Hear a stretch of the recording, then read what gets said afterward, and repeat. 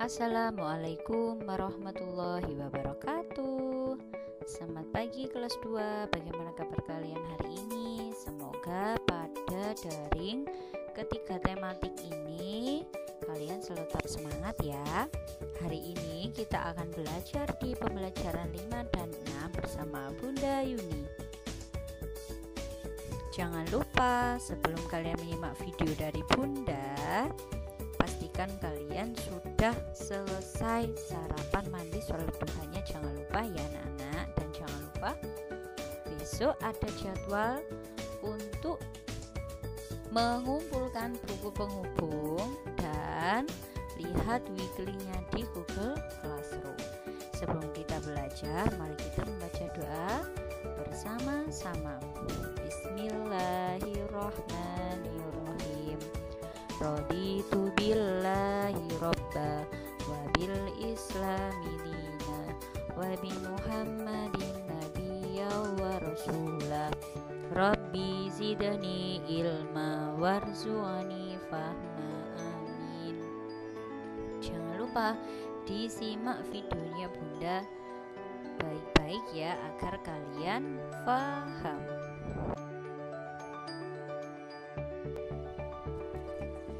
Di pembelajaran 5 ini kita akan belajar menentukan makna kata pada puisi.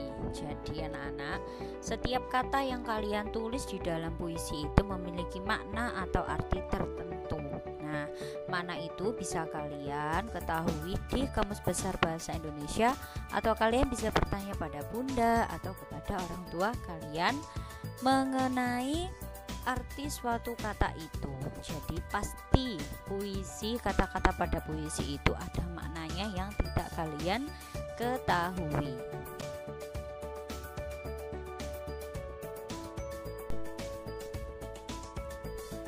Nah, ini Bunda mempunyai contoh puisi karya Sufrida yang berjudul tentang hujan. Kita baca sama-sama ya. Langit tampak mendung saat ku pandang, warnanya abu-abu kehitaman, tak ada secercah sinar di sana. Rasanya matahari pun enggan untuk menampakkan wajahnya. Hanya gumpalan awan berwarna kelam yang menghiasi hamparan langit yang luas.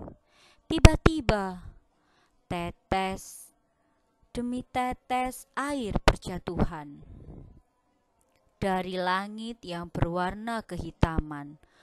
Hujan pun turun perlahan membasahi tanaman di halaman.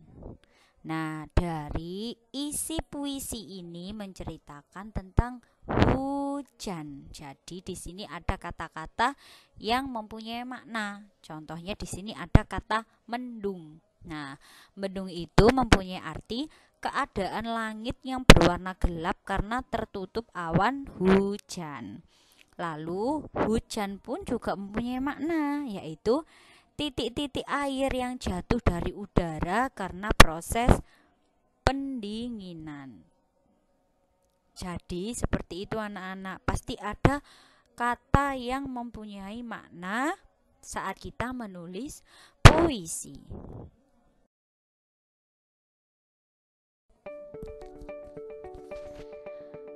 Pengamalan sila kedua Pancasila di rumah. Apakah kalian masih ingat anak-anak apa bunyi Pancasila sila kedua? Yaitu kemanusiaan yang adil dan beradab. Nah anak-anak, Pancasila itu adalah pedoman kita dalam berhubungan dengan sesama manusia. Nah, karena sila kedua dalam Pancasila itu mengajarkan kita untuk menyayangi orang lain, berani membela kebenaran, peduli terhadap orang di sekitar kita, dan tidak membeda-bedakan sesama. Ya, jadi masih ingat kita pertama kali belajar tentang lambang-lambang, tentang bunyi Pancasila. Sila kedua itu mengajarkan kita berhubungan yang baik kepada sesama manusia. Masih ingat Ingat ya lambangnya apa? Lambangnya yaitu lantai emas. Itu adalah lambang sila kedua Pancasila.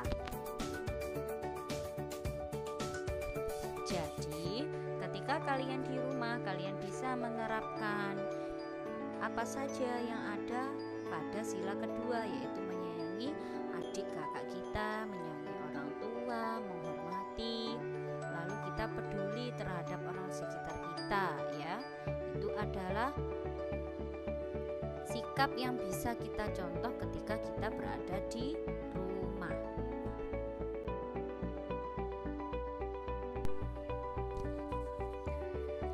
Di pembelajaran 6 kita juga akan belajar pengamalan sila ketiga Pancasila di rumah. Bunyi Pancasila sila ketiga yaitu persatuan Indonesia yang mengajarkan kita untuk tetap menjaga persatuan bangsa Indonesia. Nah,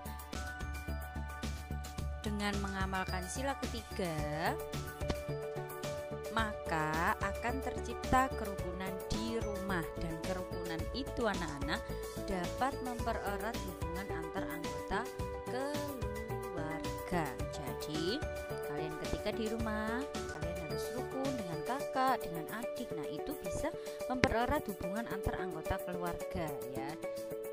Itu kalian sudah melaksanakan atau mengamalkan sila ketiga Pancasila ketika di rumah. Ini adalah contoh pengamalan sila ketiga Pancasila ketika kalian di rumah. Misalkan ya, di sini ada teks percakapan antara kakak dan adik. Adiknya bilang, "Aku boleh memakai kain warna hijaunya duluan tidak, Kak?" Nah, lalu adiknya menjawab, "Boleh, setelah selesai kakak pinjam ya." Jadi tidak ada pertengkaran, tidak ada rebutan krayon ya. Jadi di sini adalah kakaknya mendahulukan kepentingan adiknya. Nah, jadi mendahulukan kepentingan adiknya saat bermain bersama itu adalah contoh pengamalan sila ketiga Pancasila di rumah. Jadi kalian sebagai kakak pasti harus mengalah dengan adiknya. Nah, dengan cara itu kalian di rumah akan tercipta kerukunan yang dapat mempererat hubungan kalian dengan adik.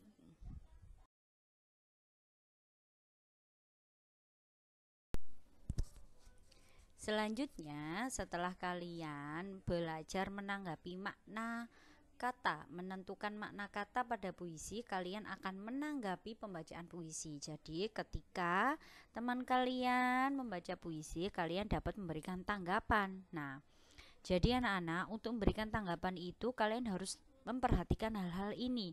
Ada artikulasi, ada intonasi, ada ekspresi. Apa itu? Artikulasi itu artinya kejelasan pengucapan. Jadi, ketika kalian membaca puisi itu anak-anak, sebaiknya setiap kata itu diucapkan dengan jelas dan tidak terburu-buru. Itu namanya artikulasi. Jadi jelas pengucapannya. Misalkan mengucapkan hujan, awan, gumpalan, ya harus jelas, jangan gumpalan. Nah, seperti itu, jangan seperti itu, harus jelas. Lalu yang kedua ada intonasi. Intonasi itu berarti ketepatan nada. Jadi saat teman kalian baca puisi, gunakan atau kalian baca puisi, gunakan suara yang tidak terlalu kencang atau terlalu pelan. Nah, jadi sedang-sedang saja, jangan teriak-teriak atau pelan sekali sampai tidak terdengar. Jadi karena membaca puisi itu adalah ungkapan kata ya, kalian itu harus bisa menyampaikan kepada si pendengar. Bagaimana pendengar itu bisa tahu kalau kalian membacanya dengan teriak-teriak atau terlalu pelan. Yang ketiga yaitu ekspresi. Jadi ekspresi itu adalah raut wajahnya. Jadi kalian bisa memahami apa isi puisi itu ketika kalian mendengarkan kejelasan pengucapannya. Lalu kalian mendengarkan suaranya yang tidak terlalu kencang, suaranya sedang saja, tapi kerasnya. Lalu kalian juga bisa melihatnya dengan ekspresi, misalkan menceritakan tentang bencana alam. Ekspresinya pasti sedih. Nah, bahkan kadang sampai ada yang menangis. Jadi ekspresi yang digunakan itu harus sesuai dengan isi puisinya. Jadi misalkan isi puisinya tentang bencana alam tanah longsor, lalu ekspresi kalian senang, kan tidak cocok. Jadi harus cocok dan sesuai dengan isi puisi yang kalian buat. Paham ya? Jadi kalian harus mengetahui artikulasi, intonasi, dan ekspresi ketika membaca puisi atau menanggapi teman kalian yang membaca puisi. Apakah teman kalian itu intonasinya sudah benar? Apakah ekspresinya ada atau tidak? Apakah artikulasinya jelas apa tidak saat dia membaca puisi? Apakah terlalu pelan? Terlalu lambat? Apakah terburu-buru? Nah, seperti itu.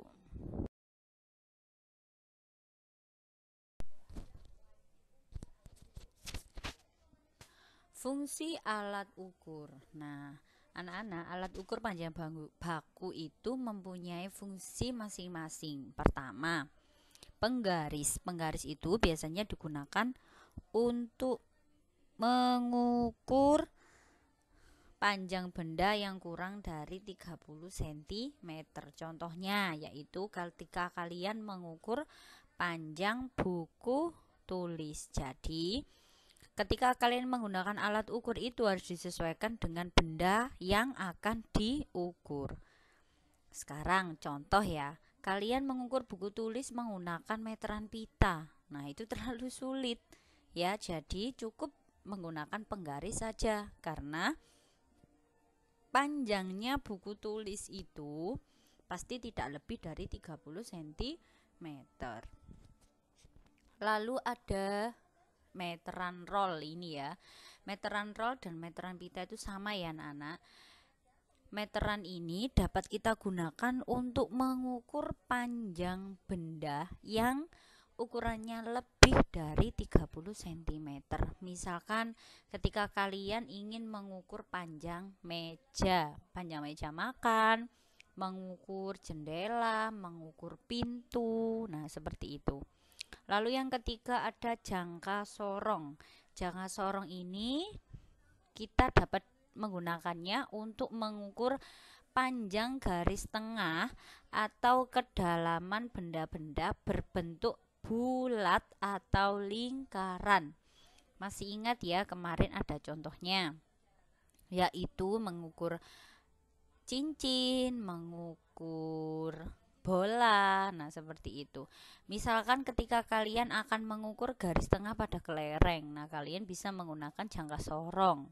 Jadi setiap alat ukur itu mempunyai fungsi yang berbeda-beda. Jadi tidak asal saja kita mengukur panjang benda itu, karena ketika kita menggunakan alat ukur, kita harus bisa menyesuaikannya dengan benda apa yang akan kita ukur.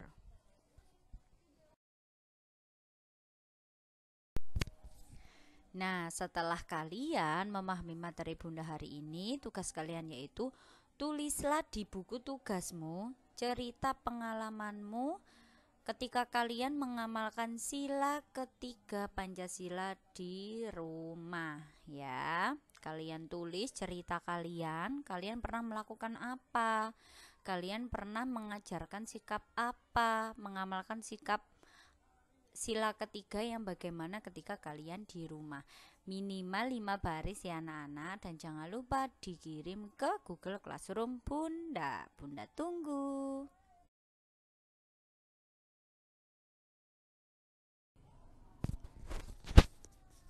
Sekian anak-anak materi yang bisa Bunda sampaikan hari ini. Kurang lebihnya Bunda mohon maaf yang sebesar-besarnya, dan terima kasih karena kalian sudah menyimak materi Bunda hari ini. Jangan lupa belajar di rumah ya, dan tetap jaga kesehatan. Wassalamualaikum warahmatullahi wabarakatuh.